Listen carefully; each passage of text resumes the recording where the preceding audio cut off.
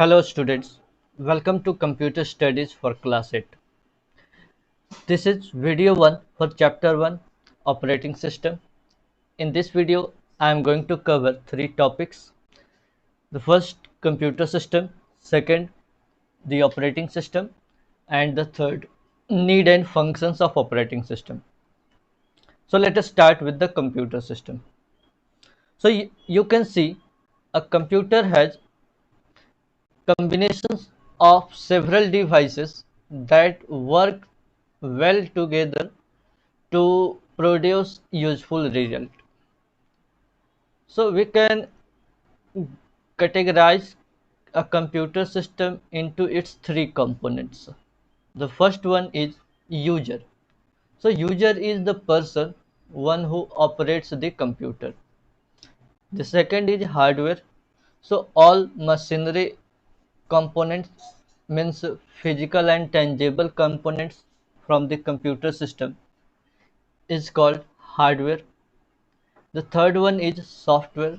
So software means all those instructions, programs written to do all activities of the computer is called software. So all these three components work in well coordinated manner to operate a computer system. So you can see in this hierarchy diagram, a computer is divided into two parts, software and hardware.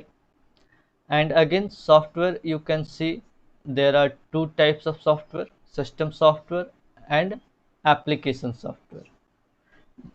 There is also further division for system software, operating system, utility programs and language processors.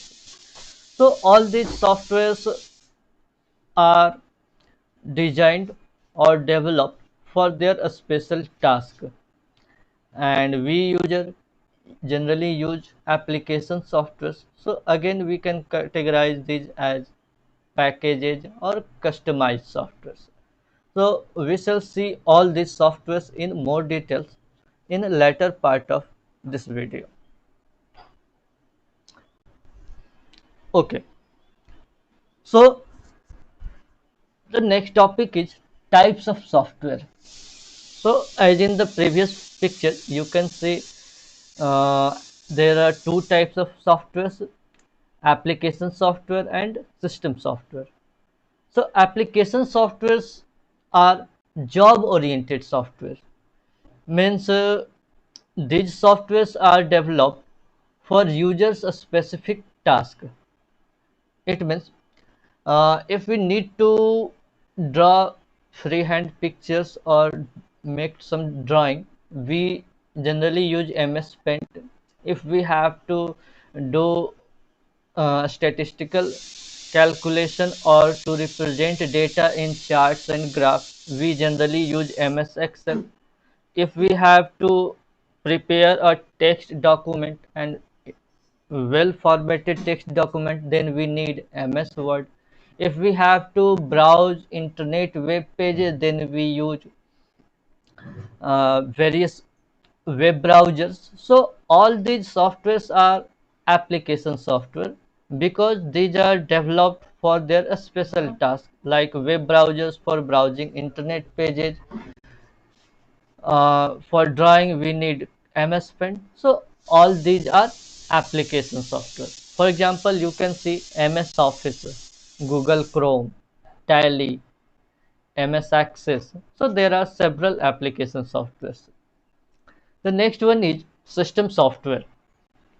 So the software which is used to manage, maintain and control computer resources is called system software. So those softwares which are needed to properly run the whole computer system is called system software. So system software control and coordinate computer resources. Here computer resources means all those devices or other softwares that are a part of the computer system. So the system software just control and manage all these resources so that they can be perfectly used to run the computer system. For example, language processors, utility software, operating system, etc. Next, operating system. So in very simple word, we can say operating system provides an interface to user for operating hardware. It means if we user have to operate various devices of the computer, then there is need of a software that provides an interface to us so that we can control all these devices. Control means if we want to store data in a hard disk, if we want to view files stored in compact disc or DVD, if we want to perform statistical calculations or mathematical calculations. So all these operations are controlled by the operating system. For example, Windows operating system. It is a very common operating system which most of the people use in the world today. It is developed by Microsoft Corporation. There are other operating systems also like Mac. So Mac developed by Apple. Next, Android. Android operating system is generally used for a smartphone or today smart TVs also use Android, Linux, and others are also there. So you can see there is hardware and the other is user. So operating system connects user to the hardware. So this is the main function of the operating system. Now, what are the different functions of operating system? So the first one is input output management. Here input and output means providing data or to the computer or getting data from the computer. So all these two activities are controlled and managed by the operating system. Next is process management. So process means whatever the activities